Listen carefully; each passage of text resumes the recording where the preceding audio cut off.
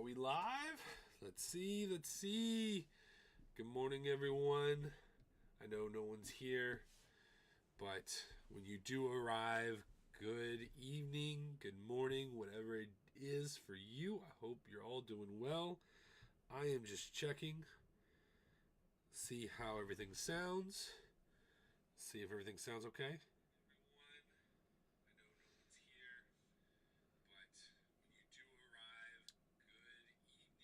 Okay, it sounds good to me, guys. It sounds good to me. Man, what a week. What a day. Man, guys. You know how rough it was yesterday? Knowing that the Superman trailer, a TV spot, came out. And I was at work and I couldn't watch it. Man, that drove me nuts. I wanted to watch it so bad. But I finally did get to check it out. And there's going to be a lot of things to talk about. But I'm going to wait just a little bit longer before we get it started. All right. You know what? I think we've waited long enough, and so this video will be out for anyone who checks it out later. But without further ado, sorry for the beginning, just kind of getting used to this, and hopefully in the future it'll be a lot more streamlined. But guys, man, I'm glad you're here. It's been a great time since I've been here, and I just want to go ahead and say thank you. I posted that first video I ever did coming back for the Superman trailer, and it is the thing that has blown up. All the other videos, I've enjoyed and really appreciated those who've stuck around and have had conversations and have talked about things. But, the one that's blown up, the one that went crazy is the very first one I did, which was the Superman trailer, which totally makes sense. And I said that I was hoping it would hit I had a weird goal about it hitting 4,000 views before we ever saw any new footage for the Superman movie. And I was thinking that it's going to happen because it's not going to be, it'll reach 4,000 definitely before we hit the Super Bowl.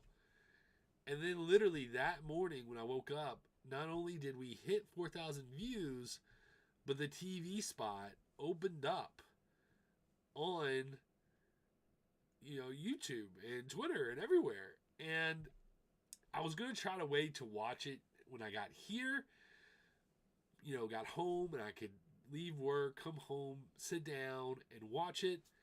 I didn't get that ability. I didn't get that opportunity, which was a bummer. But I have seen it. It was really, really good. But not everybody feels the same way. I'm going to take this off real quick. Not everybody feels the same way. There's a lot of people that are upset about Superman's face, guys. Superman's face. So if you haven't seen it, I'm going to go ahead and pull it up. Let's make sure that the ears are, we got everything set up correctly. We're going to watch, this is a 30-second spot. We're going to nerd out a little bit. We're going to have fun. We're going to watch it real quick. And then we're going to discuss the issue that a lot of people are having with the Superman TV spot that dropped. Specifically of David Gordon Sweat's face. A lot of people that are not happy about his face. And I think his face looks fine. But we're going to get into it, though, because a lot of you are not happy. You're not happy. So, without further ado, let's watch. Let's check this out.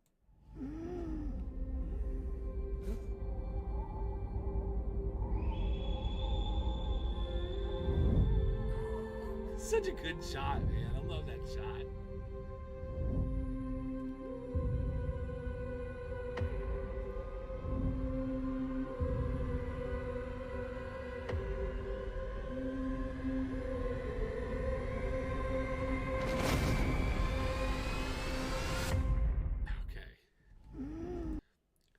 Okay. Before we get into what people have criticisms of, let's just break this down real quick and just talk about the things that are awesome in it. Of course, there's a lot of clips that we've already seen before. We've already seen a lot of this footage already from the original trailer. One, I love, if someone asked me, what score do you love more? Do you love the guitar riff version of the old Superman score, or do you love the humming? Definitely the humming. I love it. It is my favorite thing.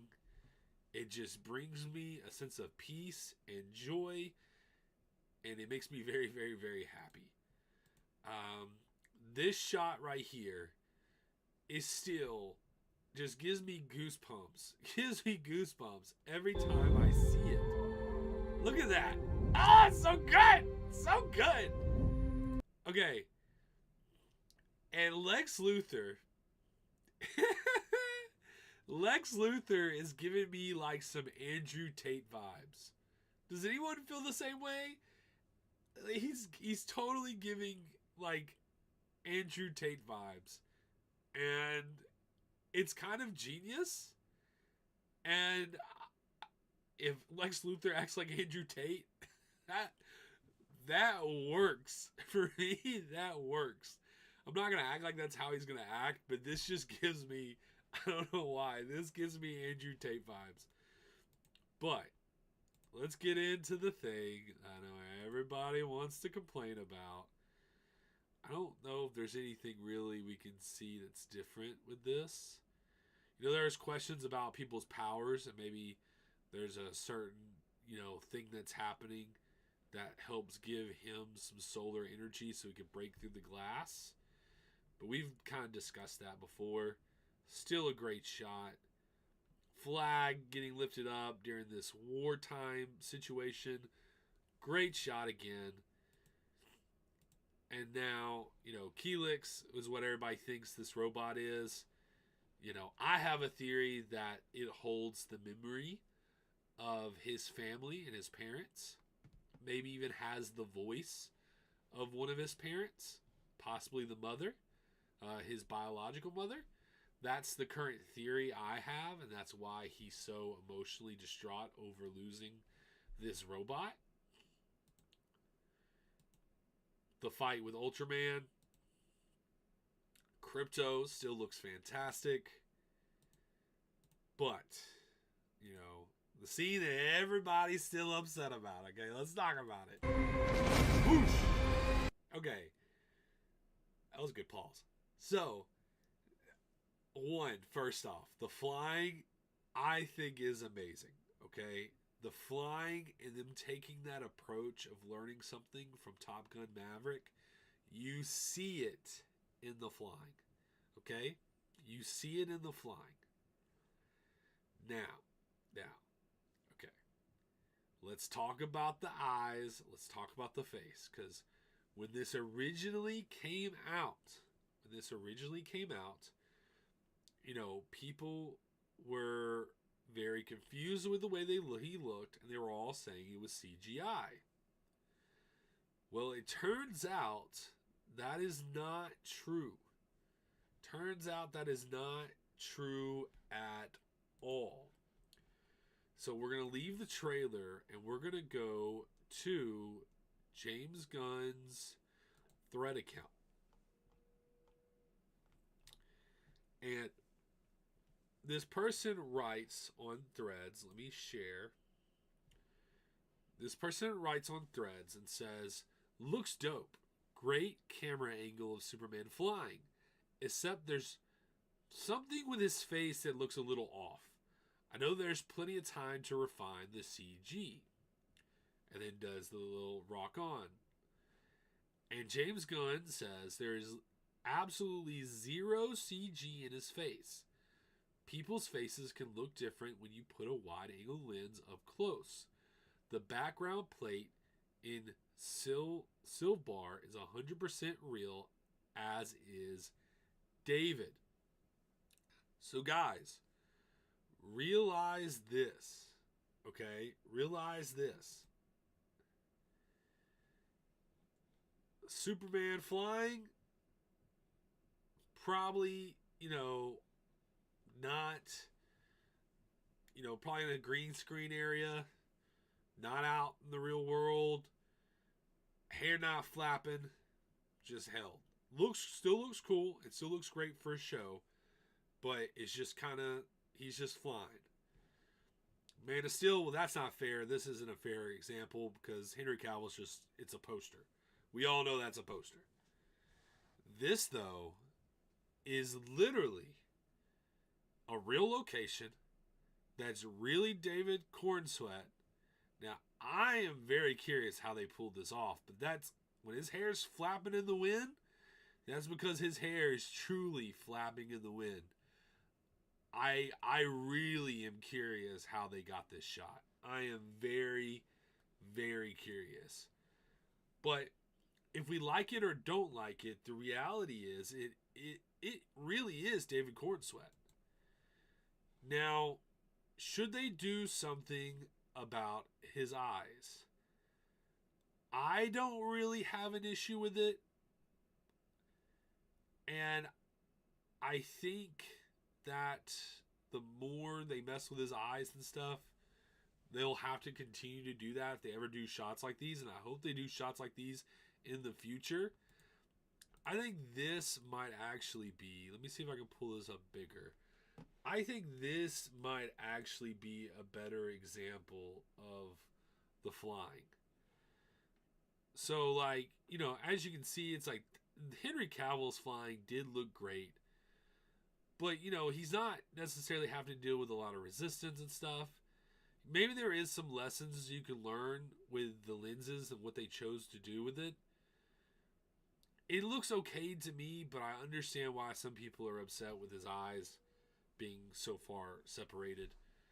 In some ways, it looks a little real, but maybe that's the point, is that with Superman flying, his skin shouldn't be getting pushed back by the wind, I guess is the idea. I love the hair flapping, though.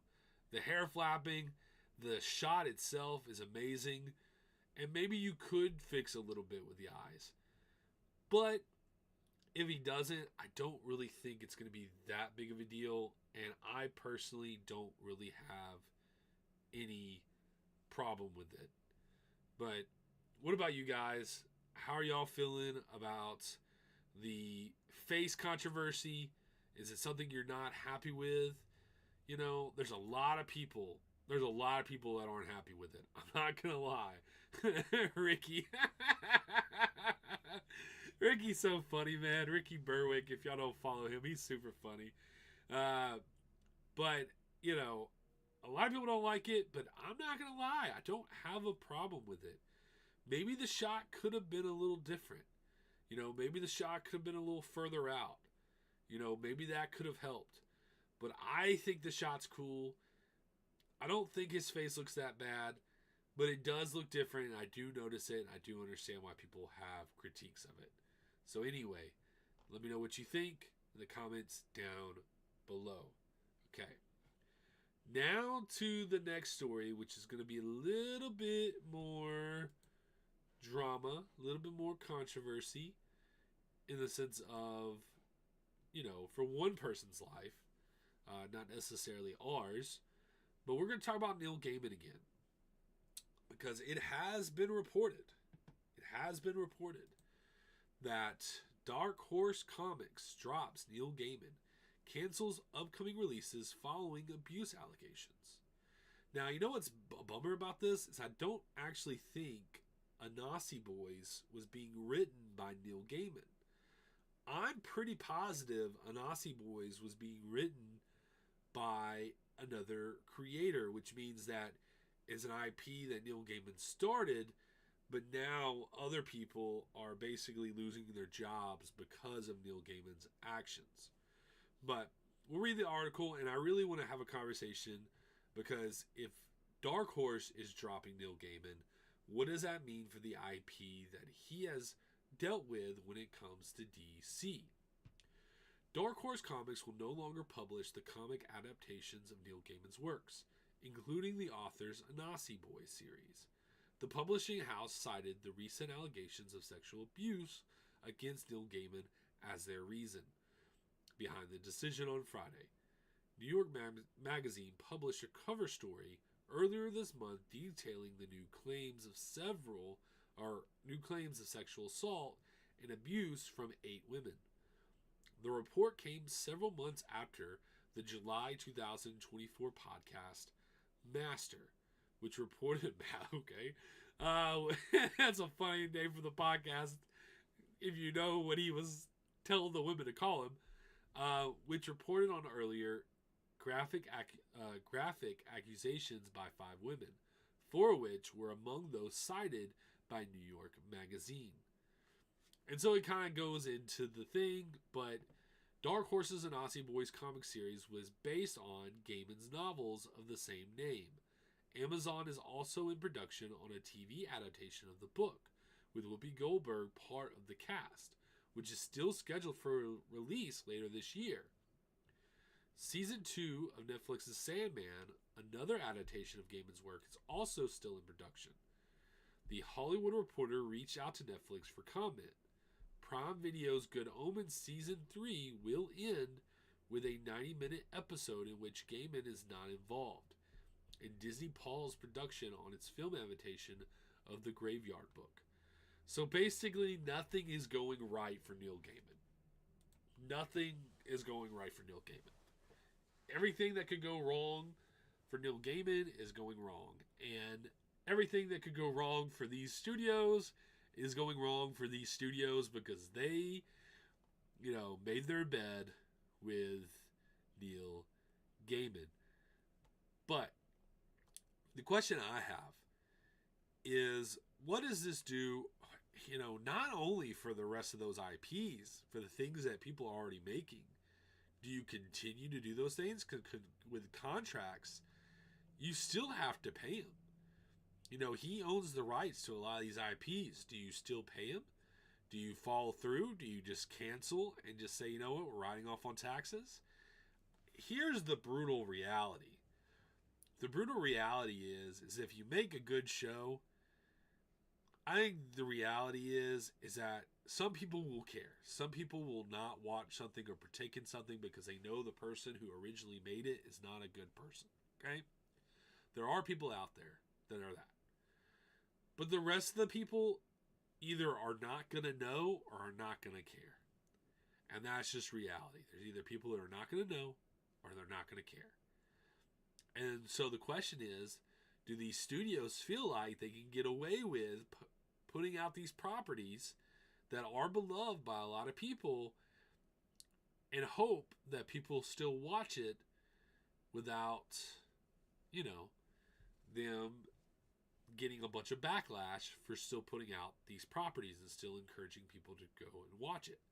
Or do they just stop now and claim their tax write-offs and, but it's a bummer because he could be ruining a lot of people's livelihoods. Let's just be honest.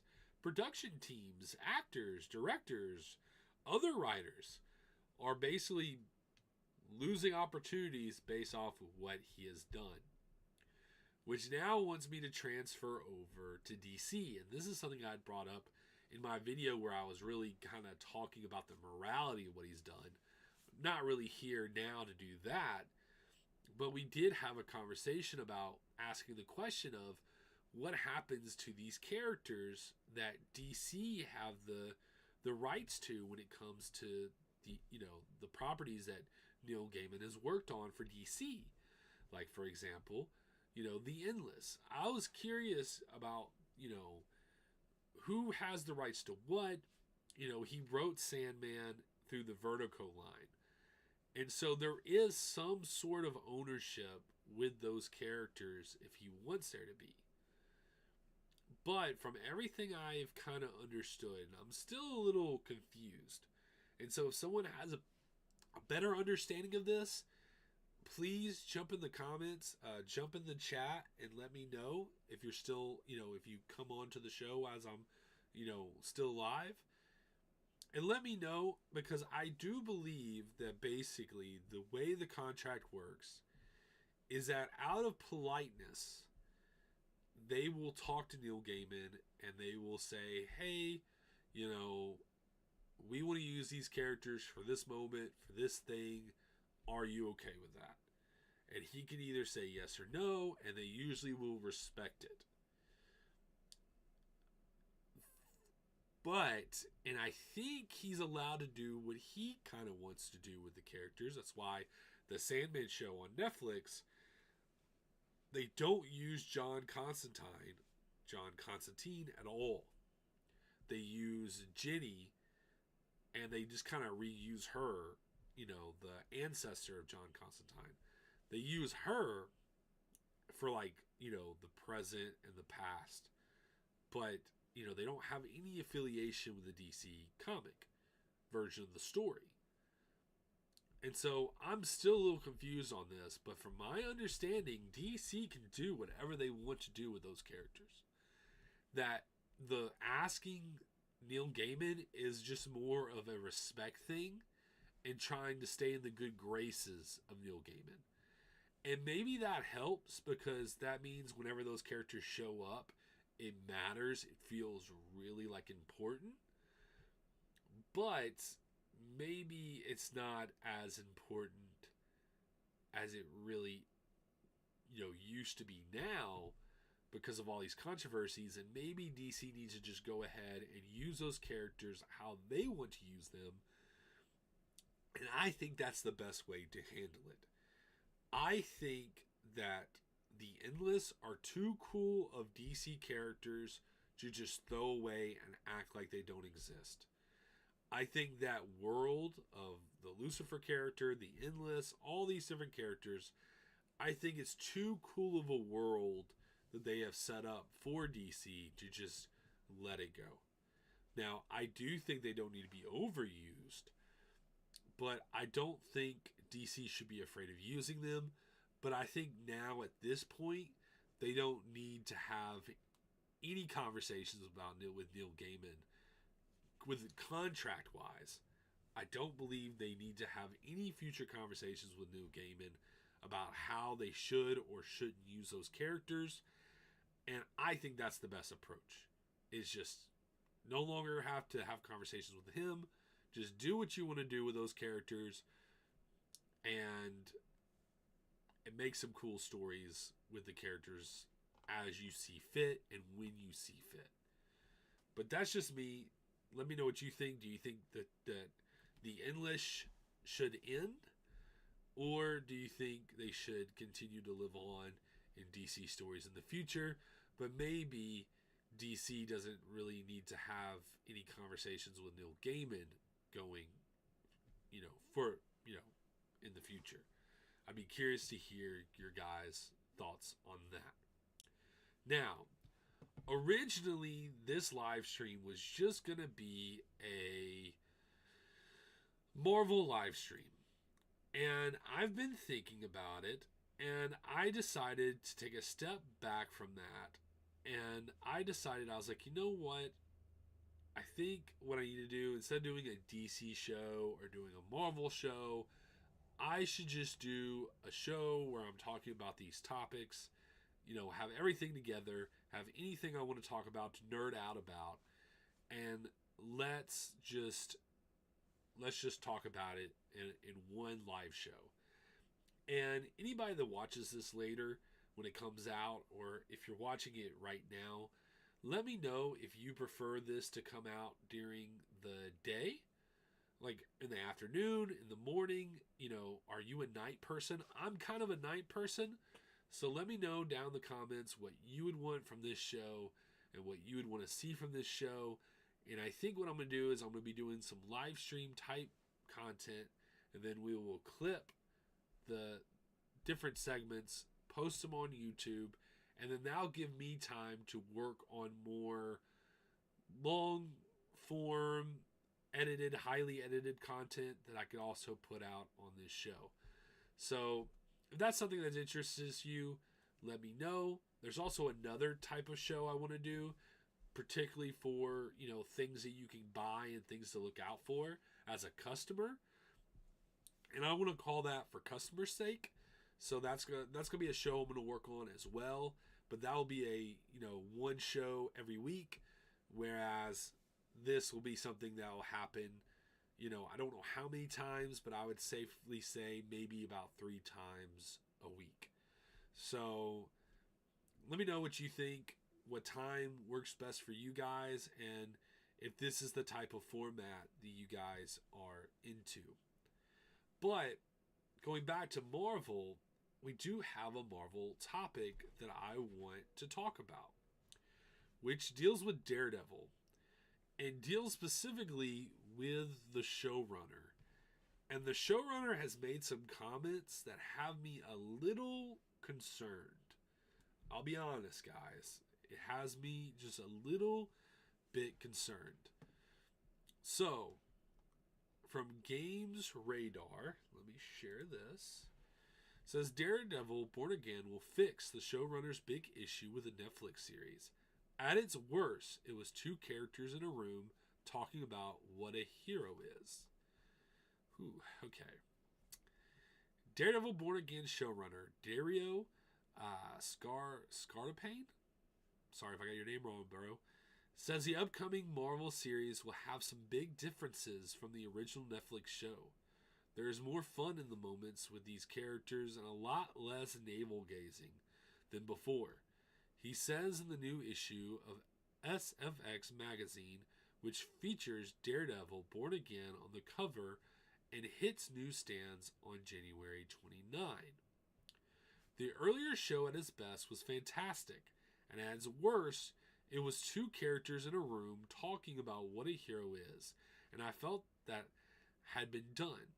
I'm not taking swipes. I just didn't want to hear characters grousing about their lot in life.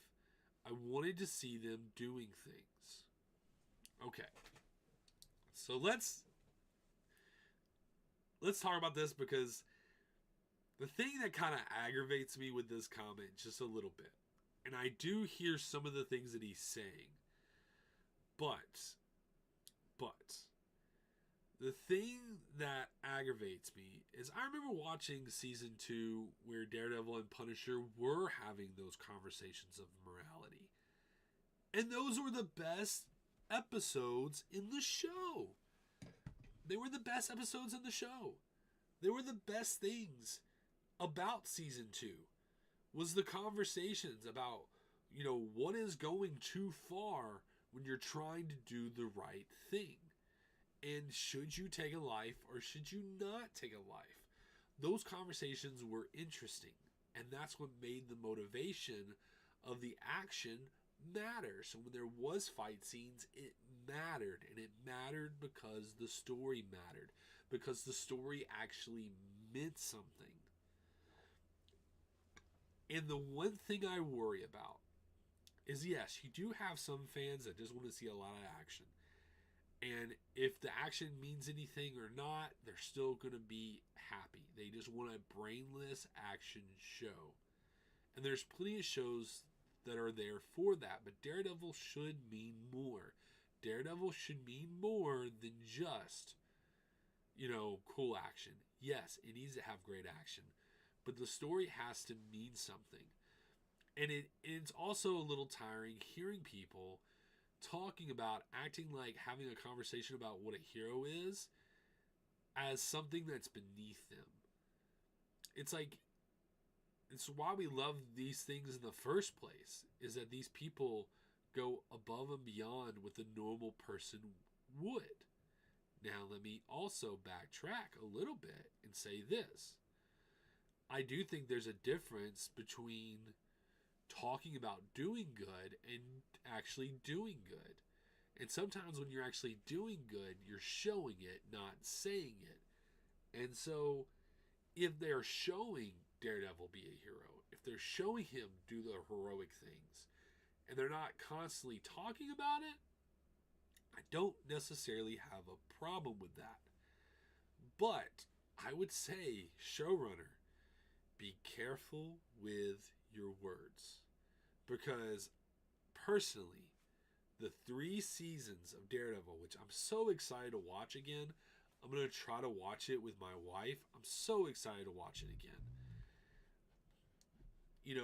Those episodes are some of the best superhero content that you're going to see out there, period. Some of the best superhero storytelling that you're going to see out there, bar none, no matter any other property. Daredevil is like one of the best superhero shows of all time, in my opinion. So if you don't like it, that's totally okay. But to act like it's beneath you, I think you're missing the ball. That's totally a weird way of looking at it. I know he said he thought moments were fantastic, and I guess he thought the other parts were a little boring to get through because they're talking about what it means to be a hero and their place in life. But I would just say hold off a little bit, because even then, just to prove the point of maybe he should zip it a little bit, is he says this: I really feel that Netflix's Daredevil, which I know in my blood, was much more noir, and this show is more New York crime story. He continues, it has elements of The Sopranos and King of New York. There's a feeling for those classic 90s crime tales. It has a pace and a scope that for a lot of reasons Netflix wasn't able to do. They were very dark cinematically, not necessarily story-wise, although there were some dark elements were much darker. It kind of reminds me, and I don't know if y'all remember this, but it kind of reminds me of when Luke Cage came out. And I think maybe it was either season 1 or it was season 2. And they compared it to being like The Wire, and like better than The Wire. And even though I liked Luke Cage season 1, I really liked. Luke Cage season 2, I had some criticisms of. But the biggest thing was it definitely was not The Wire. It was not the same level of The Wire. So I would just plead with this showrunner, be careful what you say. You definitely have to sell the show. I get that. You have to sell the show. But now you've made me concerned if you know who these characters are to begin with. And maybe I'm overreacting, but maybe I'm just nervous because I so want this show to be great. I really want this show to be great. And I'm a little worried that they might be missing what makes it great. And that has me a little concerned. But I'm super excited for it. It's coming out, sooner than you would think. What's the actual date? It comes out...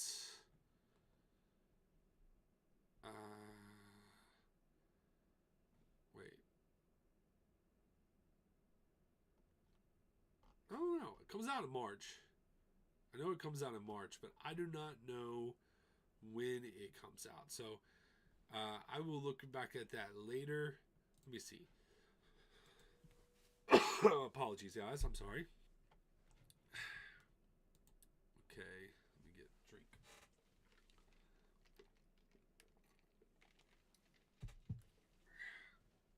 And my trusty Taco Bell drink. Or my trusty Taco Bell cup that I'm using today. I don't remember.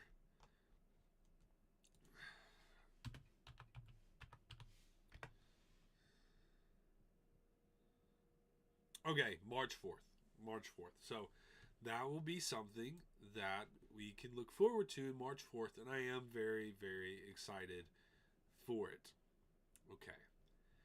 Now on to the next topic. The next topic that I want to talk about, let me go ahead and get right here, is all the things that let's get into this before we get into the winter, all the things we have to look forward to in the winter. Let's talk about Agatha All Along. It's breaking news, I guess, but it's been out for about an hour. And it says Agatha All Along will not be getting a season 2. Jack Schaefer isn't interested in making second seasons. She's also turned down Marvel's offer of making WandaVision season 2. Now, the question is, do we believe her? I personally did not watch Agatha all along. I have been behind on Marvel stuff, and this was not the thing to bring me back. It just wasn't the thing to bring me back. I knew it wasn't. I knew it wasn't made for me. Okay? I knew it wasn't made for me. And so I said, you know what? I'm going to sit this one out and be totally okay. And, I already heard there was some things that was like inconsistent morality-wise for me personally.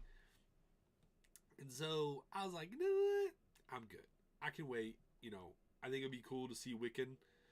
Some of the other things that would be interesting to see, but I could take a pause. It doesn't, because it's not really the type of shows that I want Marvel to really be telling anyway. Just as a fan. It just wasn't for me. And it seems like maybe, here's the question, is it canceled because Jack Shaver doesn't want to make it? Or is it canceled because maybe people realize it wasn't that good and it's a decision and they're just trying not to make Jack Shafer look bad? I don't know. I can't speak on it because I didn't watch it. I don't know. But, I don't know about this whole, that she's just not interested in making more seasons. I just don't totally buy that, personally. Sorry, guys. I'm still dealing with a cold. I apologize.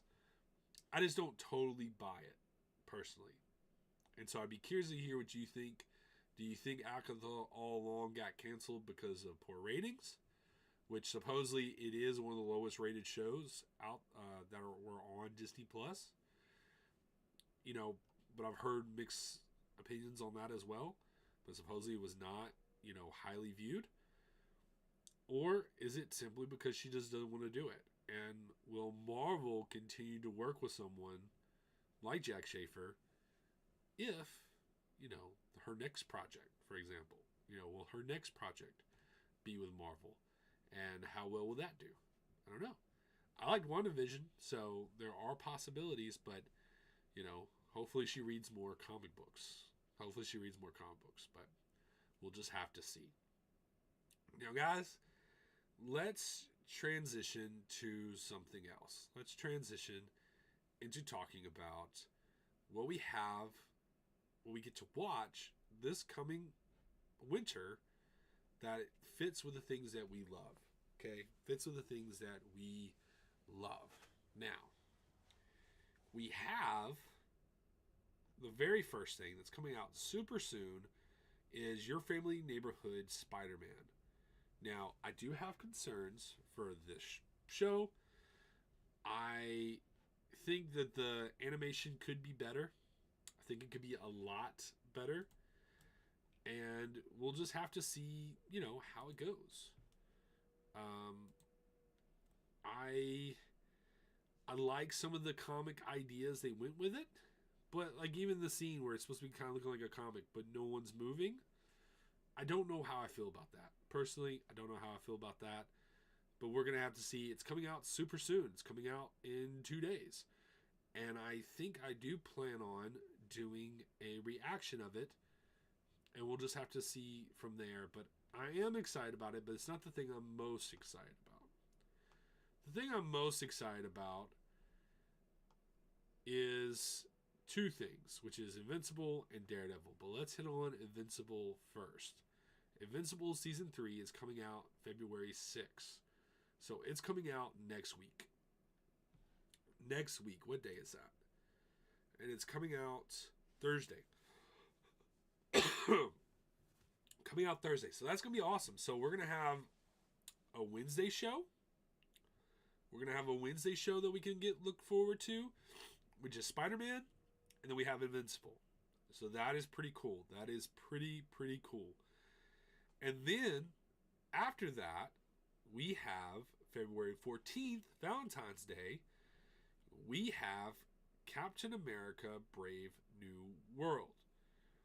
Now, I do plan to see this. I really hope I can see it opening weekend. The problem is I work on the weekends. I I work in preventative maintenance on the weekends, and I do not know if I will have a chance to go see this on the weekend. I'm going to try maybe to see if I can see it on Thursday, but we will have to see. But hopefully it's going to be really good as well. We can only hope. We can only hope. But after that, March 4th is when Daredevil comes out. And March 4th, will still be kind of in the winter. We'll be transferring into springtime. But that'll be something that will be coming out on Disney Plus that we will get to enjoy. So literally after, even while some of these shows are still running, we're going to get to experience something new, which I think is pretty cool. So no matter what, some of us are going to be eating really, really good. And I'm personally excited for that. I think that's pretty cool. And then I think, I'm not going to go scrolling through this, but Batman Ninja, I believe, let me see if I saved Batman. Yes. So Batman Ninja is coming out in theaters March 21st of 2025. So that'll be a fun thing to kind of transition from your winter shows and movies and fun into the spring. That'll be the next thing that we get to look forward to at the end. So I think the top thing for me is definitely going to be Daredevil. Daredevil is the thing that I'm the most excited about. Like I said, the first 3 seasons are some of the best superhero television that you could watch, period. So I'm really excited for Daredevil, and I'm really excited for Invincible. I'm concerned for Your Friendly Neighborhood Spider-Man, and I'm going to be hopeful for Captain America Brave New World. But that's kind of how I feel, and that's kind of how I'm ranking these IPs for me personally. But what about you? How are you feeling about, all the different superhero shows that we're going to get to watch? Am I missing something that's coming out this winter that you're really excited about, that you would like to motivate me to check out? I'm a big anime fan, so maybe I'm missing something there. Let me know what's coming out, and, we can talk about it then. So, anyway, guys, just want to show you one last thing, and then we'll probably call it an end of the day for us. But I just want to talk real quick about some comics that you can check out from Marvel. I did DC's Thursday. I haven't actually had a chance to read any Marvel books right now, but I'm just going to go through some of these and let you know the ones that I'm personally going to be checking out. Just for the fun of it, I think the idea of Doctor Doom and Rocket Raccoon having a comic together just sounded fun, so that's something I'm going to be checking out. You have X-Men Xavier's Secret. I don't know if that's a one-shot, but it's something there for you if you do want to check it out. Galactus transformed Rogue. There was a previous one where Galactus transformed Gambit. I will maybe check these out for fun, but I have a feeling it'll be something I will quickly skim over and won't be something that I'll deeply read. Helverine sounds interesting, and I just need to ask if that's something I really need to be getting into. Am I missing out on not reading Helverine? The premise sounds cool. The premise sounds really cool, so let me know if that's something I need to be getting into. The TVA, again, something I'm behind on, but I thought the premise was interesting.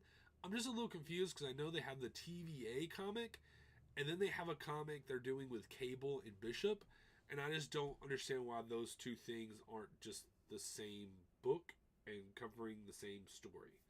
So, and I wonder if they're going to intersect somehow, but I'm just a little confused by that.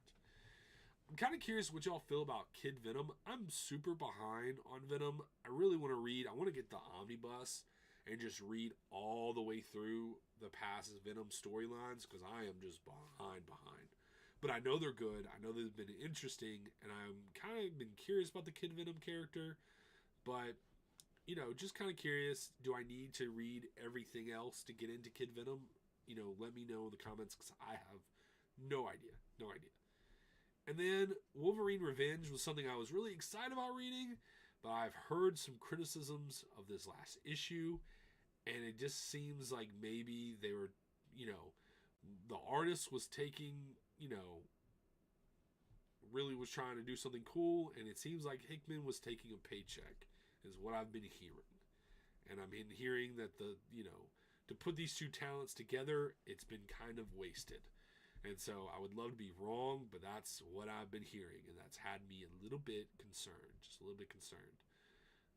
You got, your Star Wars books, you got your Mystique, you got Blade, Iron Man, Phoenix, you got your Uncanny X-Men characters, you have Ultimate Spider-Man, which I've been reading, but I am behind. I'm not on issue 13, but I've heard from some people they really, really, really love it. I think I've only heard one person not like it, but I've heard it's really good. And then I've just been hearing everybody praising Fantastic Four. So I really need to just get down and start reading some Fantastic Four. And then you have Spider-Man, The Amazing Spider-Man, issue 66. But anyway, guys, what about you? Is there anything from Marvel that you're reading? Are you more a DC person? Like, I read much more DC. I keep up with much more DC. But if there's something I really love from Marvel, I usually try to check it out. But anyway, guys, let me know what you're reading. Let me know what you've been into recently, and maybe something I should be checking out. But guys, for a first show, I think there's plenty we got to work on. I think there's plenty we got to do. I'm really excited to do something kind of like Customer's Sake, where we can kind of go through things that you can check out and buy. I'm really excited to continue doing a show like this where we're just getting into news stories and topics and having conversations. I feel like I do probably need to get someone with me in the future to do something like this. But I do enjoy it, and I am excited, to do more things like this in the future. And, I'm just excited to see where things go. I have some ideas of what we're going to call reactions to, shows, doing a little bit of commentary on shows that come out. And I have some other ideas, but that being said, guys, let me know in the comments down below, some of the things you're excited about. What are your thoughts on some of the topics that we covered? And guys, I just appreciate, the ones that have taken time to watch it. There's things I got to learn. There's things I got to be better about. I'm going to try to work better on making, the show seem more fun and enjoyable, and I hope it is enjoyable for those who check it out. And I just want to like I said, say very thank you for anybody that's hit the subscribe button, anybody that's commented, anybody that's taken time to hear me talk about things. That's kind of crazy, and I do really appreciate it, and just wanted to say how thankful I am that y'all are interacting with me, and it's just fun. It's fun talking about these topics with people that I know are also into the things that I'm into, and I just really, really, really do appreciate it. But guys, all that being said, let's end it off with this. Wherever you're going, whatever you're doing, I hope that you're having a good one, guys. Peace. Much love to y'all. Appreciate you guys.